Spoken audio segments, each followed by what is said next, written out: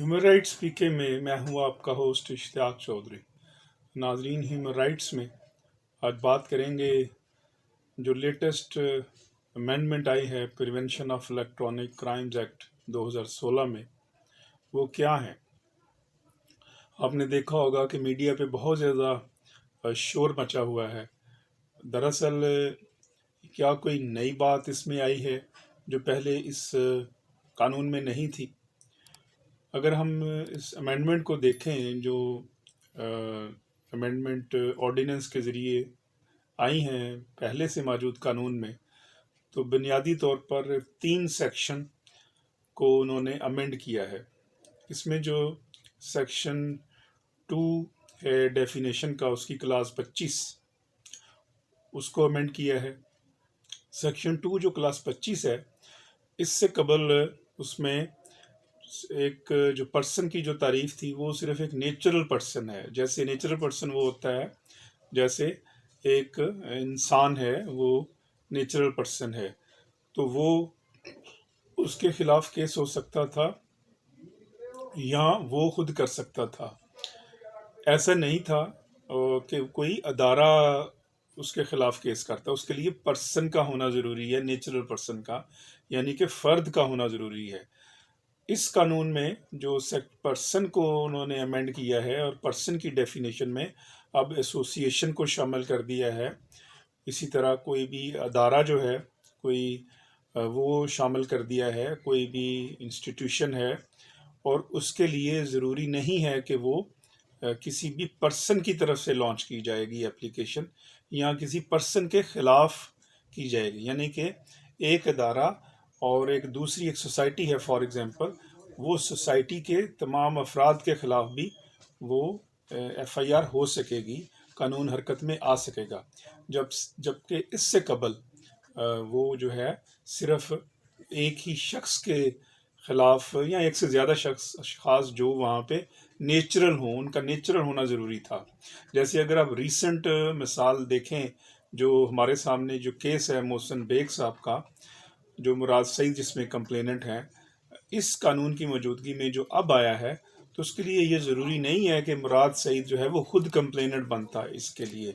کوئی بھی جو ادارہ ہے فیڈرل گورنمنٹ کا، ان کا جو اپنا ادارہ ہے، وہ بھی کمپلیننٹ بن سکتا تھا، اور اگریوڈ پرسن کے لیے یہ ضروری نہیں ہے کہ وہی شخص خود آ کے کمپلیننٹ بنے۔ تو اس کا ایک پس منظر یہ ہے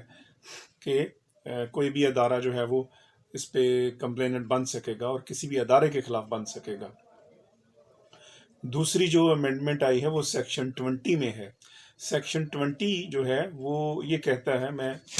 جس پہ سب سے زیادہ شور مچا ہوا ہے فیک نیوز کے حوالے سے، سیکشن 20 کہتا ہے offenses against dignity of a natural person whoever intentionally or publicly exhibits or displays or transmits any information through any information system which he knows to be false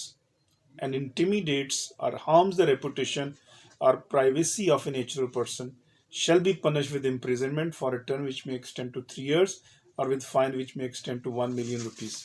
تو کسی شخص کی reputation کو نقصان پہنچانے کے لیے کوئی بات کی جاتی ہے، اس کو جو ہے وہ ریڈیکیول کرنے کے لیے کوئی بات کی جاتی ہے، تو یہ آفینس تو سیکشن 20 کا آلریڈی تھا۔ اب یہ امینڈمنٹ جو ہی ہے وہ صرف، یعنی کہ جو پہلے بھی موجود تھا آفینس، اس میں بھی یہ ہے کہ اگر کوئی فالس انفارمیشن ہے تو اس پہ سیکشن 20 حرکت میں آئے گا۔ اب جو فالس انفارمیشن کے اوپر یا فیک نیوز کے اوپر جو بات ہو رہی ہے وہ اس وجہ سے ہو رہی ہے کہ سیکشن 20 پہلے بیلیبل تھا، یعنی کہ جو ہی بندہ گرفتار ہوا، اور بیلیبل افینس میں چونکہ بیل رائٹ ہوتا ہے اکیوزڈ کا، اسے مجسٹریٹ کے سامنے پیش کیا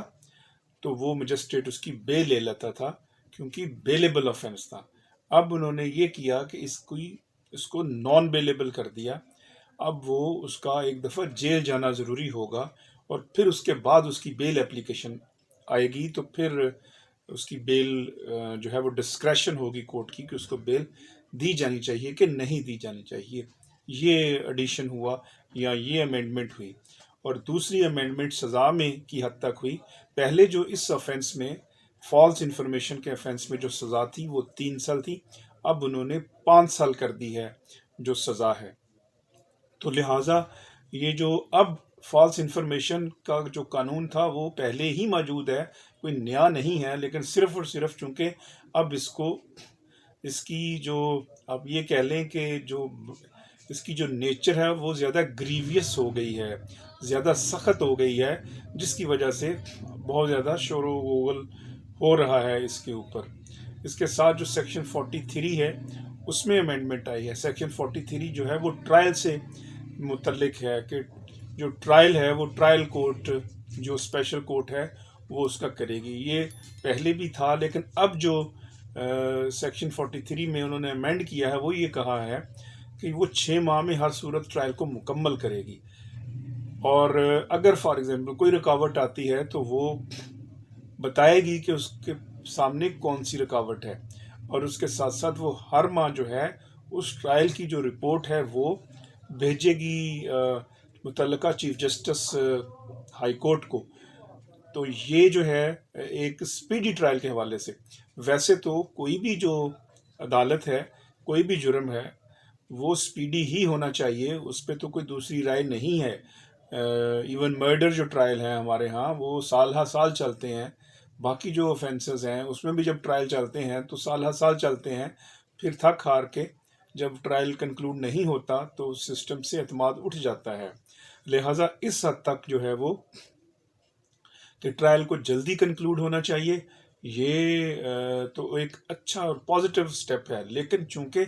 صرف اسی ایکٹ کے تحت یہ بات کہی گئی ہے، اور کسی بھی جو ہے وہ باقی اگر کسی جگہ پہ ہے تو یا اینٹی ٹیررزم ایکٹ میں ہے لیکن وہاں بھی مکمل نہیں ہوتا ٹرائل ود ان جو پریسکرائبڈ پیریڈ ہے۔ اسی طرح لیبر کورٹ ہے، وہاں بھی پریسکرائبڈ ٹائم دیا ہوا ہے لیکن اس میں مکمل نہیں ہوتا، تو اس لحاظ سے یہاں بھی یہ ٹائم دے دیا گیا ہے۔ لہٰذا یہ جو امینڈمنٹس آئی ہیں یہ ایک طرح سے اس میں جو صرف اور صرف خطرناک پہلو ہے، یا جس سے آپ کہہ سکتے ہیں کہ وہ جس سے کہ بہت زیادہ چیک آ جائے گا، وہ صرف اور صرف اس بات پر آئے گا کہ جو کرمنل لا ہے اب وہ کوئی ادارہ بھی کسی ادارے کے خلاف حرکت میں لے کے آ سکے گا، جبکہ اس سے پہلے جو کرمنل لا کی ساری جو فلسفی ہے وہ صرف یہی ہے کہ آپ جو نیسیسریلی اگریوڈ پرسن ہے، ایک نیچرل پرسن خود، وہی صرف اس کو حرکت میں لے کے آ سکتا ہے، کیونکہ وہ نیسیسریلی اگریوڈ پرسن ہے، یا پھر وہ اگر مائنر ہے تو وہ تھرو گارڈین کیس کر سکتا ہے۔ لیکن اس میں اب کوئی ایسوسیشن بھی جو ہے وہ بھی کسی شخص کی وہ کیس کر سکتی ہے، اور کوئی بھی جو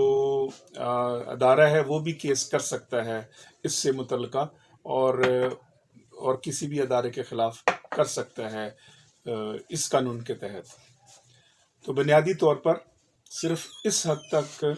یہ تھوڑا سا کرمنل لا کی جو فلسفی ہے اور کرمنالوجی، ڈاکٹرائن آف کرمنالوجی ہے، اس سے آپ کہہ سکتے ہیں کہ وہ صرف نظر ہے۔ جیسے اس سے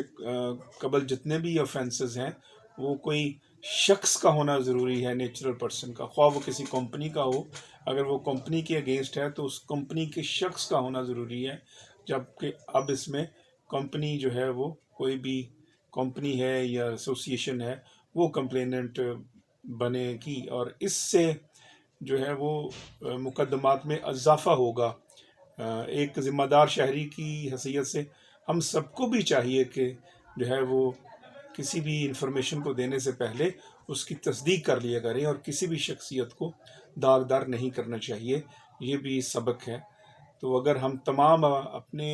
جہاں رائٹس کا خیال رکھتے ہیں، ڈیوٹیز کا بھی خیال رکھیں، تو شاید نہ ہم خود ٹربل میں پڑیں اور نہ کوئی ہماری وجہ سے ٹربل میں پڑے۔